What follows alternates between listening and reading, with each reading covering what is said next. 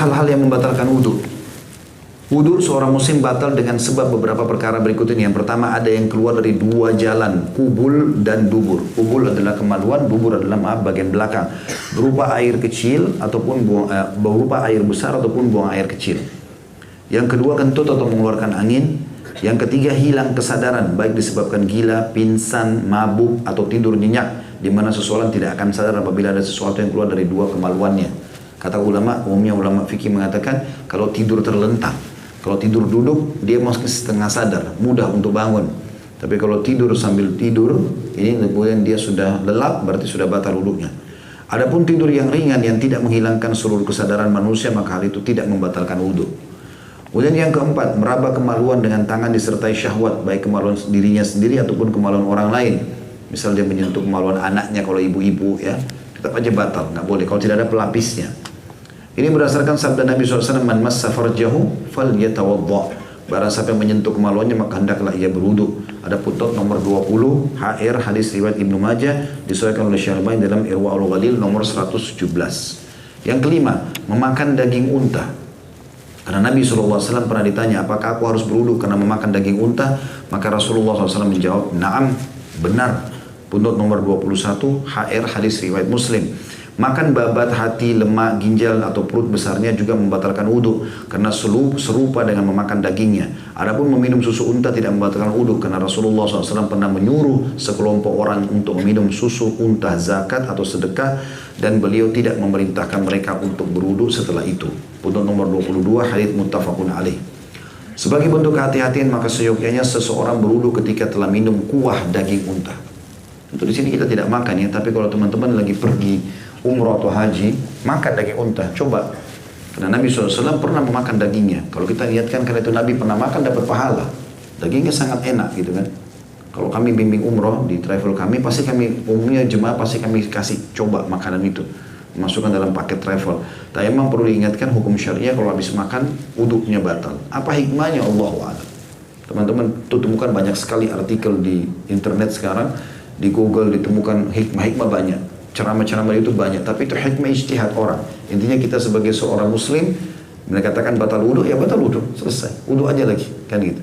Ada hikmah, gak ada hikmah, tetap saja kita mengikuti syariat Allah subhanahu wa ta'ala. Hal-hal yang diharamkan terhadap orang yang berhadas. Ya. Apabila seseorang muslim berhadas, yakni tidak dalam keadaan mempunyai wudhu, itu namanya orang berhadas ya.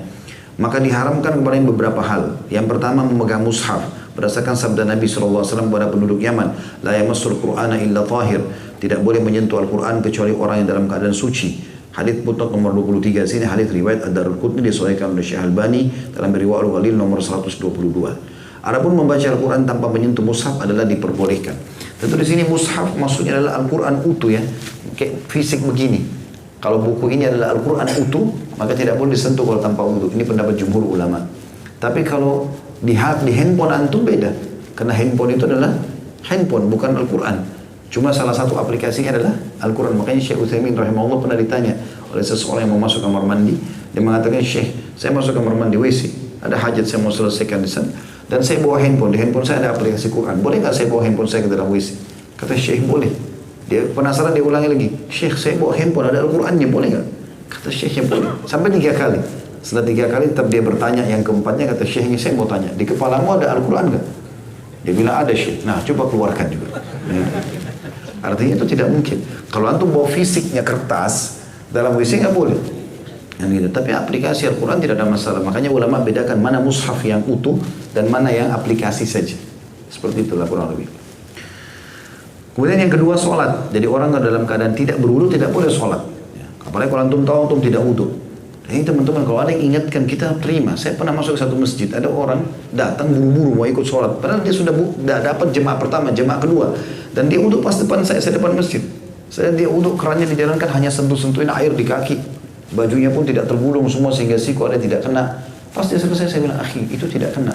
Oh iya, tetap aja masuk ke dalam sholat. Percuma, nggak diterima sholatnya. Buang-buang waktu aja. Gitu. Kalau dikasih masukan, akhi terima, jangan keras kepala ini.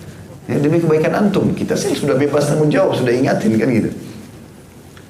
Jadi nggak boleh sholat kalau tidak ada wudhu. Seseorang yang berhadas tidak boleh melakukan sholat kecuali berwudu terlebih dahulu berdasarkan sabda Nabi SAW, la yaqbalullahu salatan bighairi tuhur.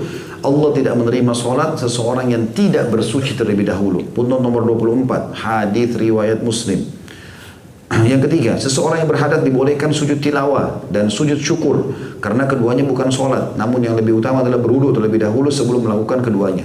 Sujud syukur itu beritanya adalah hadis Nabi SAW yang dikatakan dalam hadis sahih, Nabi SAW tidak pernah menerima berita gembira kecuali langsung beliau sujud syukur. Dan ini tidak harus wudu. Sama dengan sujud tilawah, kayak antum baca Al-Quran, wasjud waqtarib, setiap ada kalimat sujud, gitu kan?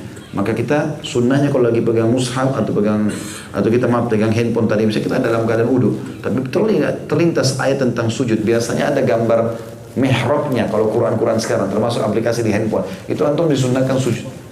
Maka sujud nggak ada masalah walaupun tidak ada wudu, tapi lebih baik kalau punya wudu, karena sujud-sujud ini, syukur dan tilawah ini tidak masuk dalam sholat ya.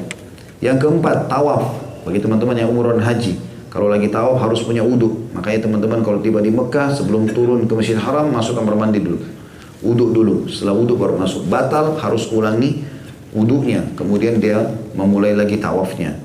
Seseorang yang berhadas tidak boleh melakukan tawaf sebelum dia bersuci lebih dahulu. Berdasarkan sabda Nabi SAW, at-tawafu bil baiti sholat. Tawaf di Baitullah adalah termasuk sholat. Putnot nomor 25, hadis riwayat At-Tirmidzi disahihkan oleh Syekh Al-Albani dalam Irwaul Ghalil nomor 121. Juga karena Rasulullah SAW berwudu dahulu sebelum tawaf. Putnot nomor 26, muttafaqun alaih. Peringatan penting, sebelum wudu, seorang muslim tidak disyaratkan untuk membasuh kemaluannya terlebih dahulu. Karena membasuh kemaluan itu baik kemaluan maupun dubur hanya diperintahkan setelah buang air besar dan buang air kecil. Adapun ketika hendak wudu maka tidak termasuk dalam perintah tersebut. Wallahu a'lam.